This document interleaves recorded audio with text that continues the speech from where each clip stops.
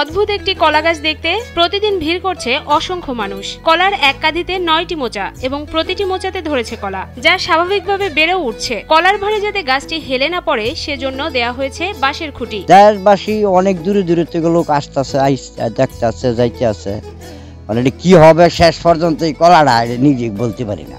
গাজীপুরের শ্রীপুরে গোসিঙ্গা ইউনিয়নের কোরইবাগ এলাকার লতিফ মোল্লার কলা গাছে ধরেছে এমন অদ্ভুত কলার কাঁধি।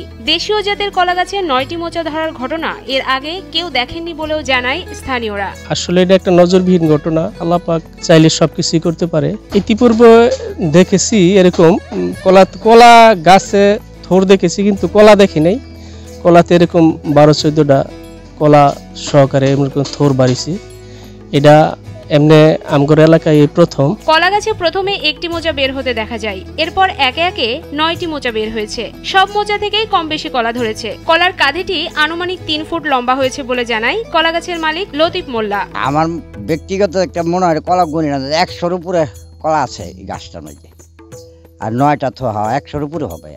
9টা থোর বাড়িছে, এখনো আছে 9টা, 2টা থোর ভাঙ্গালাইছে আমার বাড়ি উলি, আর এখনো 7টা আছে। মাঝে যেটা আছে এটা আপনার 2-3টা হয়েছিল, এটা ছোট ছোট আপনার ইয়ে হয়ে গেছে, নষ্ট শুকায় গেছে। লতিফ মোল্লা প্রায় 50 বছর ধরে কলার বাগান করছেন এবং 30 বছর ধরে নিজেই স্থানীয় বাজারে বিক্রি করেন তার বাগানের কলা। কলা গাছের দীর্ঘ অভিজ্ঞতায় কখনো এমন কলার কাঁধি দেখেননি বলেও জানান তিনি। আমি ধরেন বয়সটা প্রায় 70-এর মতন হয়ে গেছে। এর ভিতরে আমি বয়স পুরাটার মাঝে ওই ধরেন 50 বছর ধরে কলা বাগান করি, কলা বিক্রি করি 30 বছর ধরে পাকায়া। এর ভিতরে এইরকম স্মৃতি আর আমি জীবনে দেখি। বাড়ির চারপাশে অনেক কলা গাছ রয়েছে, কিন্তু তেমন পরিচর্যা করা হয় না। এই গাছে অতিরিক্ত মোচা ধরার পর থেকে বিশেষ যত্ন নেওয়া হচ্ছে। এরকমই করছি, বাগানটা এমনই করছি, কিন্তু এইটাতে কেন এই ধরনের কলা আসলো সেটা তো বোঝার মতো না, কিছু নাই। এক আল্লাহ মাহবুদ ছাড়া আল্লাহ কেন দিল আমার এই গাছে এই ফল। আপনি বহু দূরে দূরে থেকে লোক আইসে আমার এটা দেখে যাচ্ছে। এটি দেশীয় জাতের একটি কলা গাছ। স্থানীয়ভাবে এটিকে চিনি চাম্পা কলা বলে। তবে হঠাৎ করে এই গাছে অদ্ভুতভাবে 9টি মোচা ধরায় হতবাক হন লতিফ মোল্লা। চাম্পা কলা সারা বাংলাদেশ, সারা দুনিয়া জুড়ে জানে চাম্পা কলা। এটা বাগান, এই বাগানে খেত করছি। এখানতে আমি ছড়া নিয়ে 1000-1200টা বিক্রি করছি। এখন এইটাতে যে কেন আল্লাহ এই ছড়ি দিল এটা তো কিছু বলার মতো না। বিরল এই কলার কাঁধি ও মোচা দেখতে দূর দূরান্ত থেকে অনেক মানুষ আসছে। স্থানীয় বিভিন্ন স্কুলের শিক্ষার্থীরাও আসছে এই কলার কাঁধি দেখতে। আমার দাদার কলা ক্ষেতের কলা বাগান আছে, দেখছি এক থোর হয়েছে, কিন্তু এবার প্রথম দেখলাম এক গাছে 9টা থোর হয়েছে। আরো অনেক মানুষ আসে দেখতে, আমার বন্ধুরা আসে। এরকম জিনিস আর কখনো দেখিনি।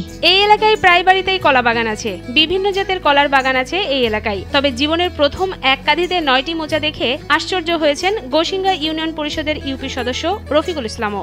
আমি আশ্চর্য যে চাম্পা কলার ছড়ি আমরা, আর বিশেষ করে এই এলাকায় কিন্তু চাম্পা কলা, সবরি কলা, এই জাইত কলা এগুলি চাষ করে।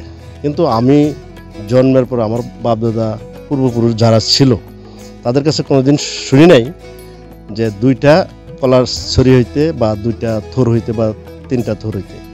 আমি বাস্তবে যা দেখলাম আর কি, আমি পঞ্জাবত দেখি আসার জন্য চেষ্টা করছি, কিন্তু পারি নাই। আজকে শুক্রবার ওইখানে গেলাম, যাওয়ার পরে দেখলাম আর কি যে একটা গাছও 11টা থোর আলাদা আলাদাভাবে কলার ছড়ির থেকে বিভিন্নভাবে অ্যাঙ্গেলে গিয়ে ছড়ি হয়েছে আর কি। তো আমি দেখা আশ্চর্য।